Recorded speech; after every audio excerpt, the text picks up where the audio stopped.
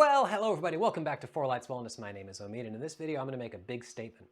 Sitting causes anxiety.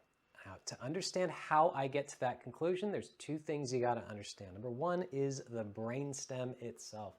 It's got a ton of jobs, but the number one job that we're going to focus on right now is to detect threats inside of you and outside of you to figure out how you should respond to things. And its chief way it forces you to respond is with tension. It starts to divert blood flow from a lot of different places in the body into the arms and legs so we can go away or fight whatever the threat is. That's just what its job is to do, is to detect this stuff. The other part of things is how we're breathing actually will change how that threat detection system actually works. And we're going to get into that in this video. But I promise I will leave you at the end of this video with 3 different tips that you can do to fix all of this anxiety stuff. Now, here's the way it works. When we breathe, our job is to get the lungs to open up and fill with as much air as possible. How we do that is with 3 big muscles. We got the diaphragm down here in the front, and it's kind of shaped like an umbrella. When it contracts, it actually flattens and pulls down, getting the lungs to drop downwards to open up and expand. Underneath that diaphragm is a whole bunch of internal organs, though, and that's a huge challenge. So where does that diaphragm go if the organs are in the way? We're going to get to that in a second. The next big muscle you got to understand is inside of the rib cage itself, the external intercostal muscles. What they do is they actually allow the rib cage to open up 3-dimensionally, sideways, downwards, and front to back. And when that happens, the lungs expand laterally, sideways, that east to west breathing you'll see some people talk about. But there's a third part of this that the first 2 a lot of people will talk about. The third part, I don't hear that often. It's that pelvic floor. Let's shift our attention from this guy over here up here. I've got the levator ani muscles. There's 2 of them surrounding the anus. And then I've got the iliums themselves, the 2 sides of the pelvis. When you're standing and you take a big deep breath, you should feel the iliums come apart. And if you want to, you can stick your fingertips inside of your sits bones and take a big deep breath. You should feel the butt open. The rectum actually puckers and moves downwards. Why is that? Remember, like I said, there's a bunch of internal organs here. As that diaphragm starts to drop down and push the internal organs down, they got to go somewhere. They don't just go out to the side. They get pushed into that pelvic floor. What that does, the whole chamber through here, it's almost like you're putting air inside of a rubber balloon. That rubber stretches in the inhale, and then what happens when we exhale is we just let go, and all of that rubber recoils elastically, including the lungs, to exhale all of the air out. It's the same thing inside this pelvic floor. We inhale, inflating and eccentrically stretching those muscles, and then as we exhale and relax, they recoil elastically to help us on the exhale. When all of that happens perfectly, remember that brainstem, it's saying this person is just so relaxed, everything is happening, plenty of oxygen getting into the system. I've got so much extra oxygen, I'm going to pump a ton into my frontal cortex. That's where all of the play happens. That's where all of the creativity happens. That's where all of just the chill happens. Now, let's get to sitting and why this causes anxiety. When we're sitting, chances are the head's not straight up and down, it's forward. When we go forward like that, it starts to crimp a bunch of, let's just say, tubes that try to get up to your brain, and there's a lack of oxygen already happening just from that forward head posture. The second thing that happens is the rib cage itself is matted down in the front from the rounding of the shoulders. The chest muscles get tight, the upper abdominals get tight, so I no longer have this contraction downwards and forwards of that rib cage. The abs are in a shortened position, so I no longer get the expansion forwards. I only get the expansion backwards, and that starts to stretch a whole lot of ligaments in the lower spine, leading to spinal instability, stenosis, sciatica, all of those types of things start to happen from here. But lastly, it's the pelvic floor. These 2 sides of the ilium, when we sit, get compressed. And when that happens, I no longer get that stretch recoil from inside of those levator ani muscles. So I start to have to pull in a lot more air through my nose and my sinus. And for a lot of people that are chronically in this position, they'll start to breathe with their mouths to try and get as much air into their body as they can. The neck and the chest muscles and the abdominal muscles all start to get short, tight, and they start to try and turn into breathing muscles into here, but not on the inhale, on the exhale. Those two combinations of things, the lack of this elastic recoil decreases the oxygen to the brain, and the brainstem is sensing this pattern. When in evolutionary terms would we ever be breathing like that? It's when we're doing something really hard, when we're fighting something, when we're fleeing from something. It's not just the oxygen that the brainstem is figuring out. It's if I'm breathing in that way, I must be stressed out, therefore I will stress myself out. And you can test that yourself. You open yourself up, you just take some normal breaths and just see what the thoughts are like while you're doing that for a couple minutes.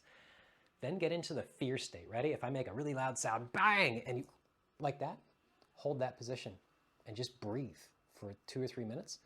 You're going to start to notice that the thought patterns that are going on, there's just a lack of oxygen getting to the front where things make sense, and you'll start to make stuff up. False evidence appearing real. That's where that comes from. If I'm in this state, try and have a negative thought. It usually just makes you crack up because it's not actually there. It's nothing that I have to worry about. The challenge is when we start to run into this problem here, especially in the pelvic floor, and we sit for too long, we stand up out of the chair in this posture. Everything in the front's shortened, everything in the back's lengthened, and now we're taking this posture and breathing pattern with us. If we do that for a long enough amount of time, just like muscles have memory, your neurons also start to fire and wire together into a memorized state, and now your brainstem is chronically sensing this threat to your system that you're not even aware of.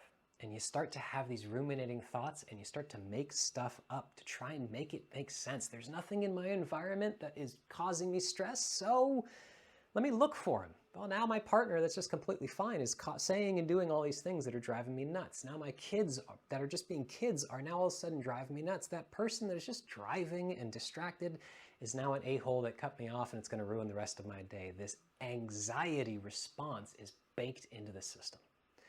Now, here's how we fix this. Walking is the fastest way to fix this that I've found, and I'll explain why. It's not just the oxygen and getting outside of our environment, although that does help quite a bit.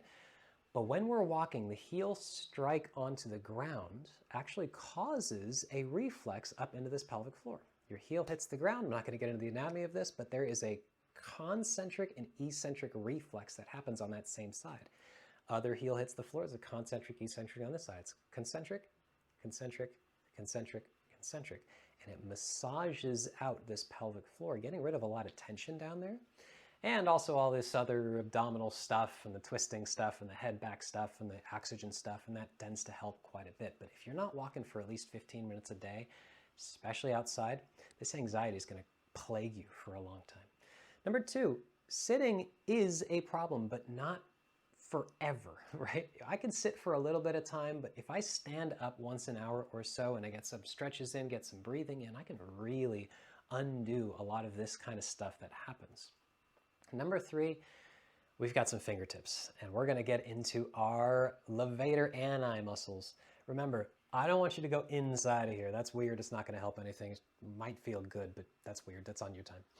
I want to get into here. If this is the bone, the sits bones right here, and this is your sacrum, I want you to get your fingertips inside of these muscles and first just feel, right? Standing up, getting inside of here, and you just take a breath. Do you feel the expansion happening? And if you don't, you've been in this position for a while. You got to work on that, getting it to open up to get that recoil. But number 2, if you feel some spots, you really dig in there just like any muscle, and you find some tensioned spots, you've probably got trigger points that are happening. And especially when you're walking, it's reflexing and grabbing instead of elastically recoiling. Massaging those out with your fingertips is a great way to do it. They make a bunch of massage tools specific to the pelvic floor if you want. You can grab a little golf ball or baseball or something like that and put it right up in there and roll around in there.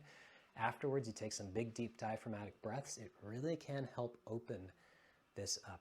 But the big takeaway from all of this is we don't want to think about the exhale. The exhale should just be like that balloon deflating itself. If you're having to squeeze muscles, you're on this side of things, and your brainstem's going to register that, and that's going to start causing that fear to become real, and chronically that turns into anxiety. So, all of that being said, sitting causes anxiety, and the way to fix it is to get the pelvic floor itself to expand, getting the diaphragm to expand, getting the rib cage to expand, mobilizing in through there, and your life is just going to get a whole lot better.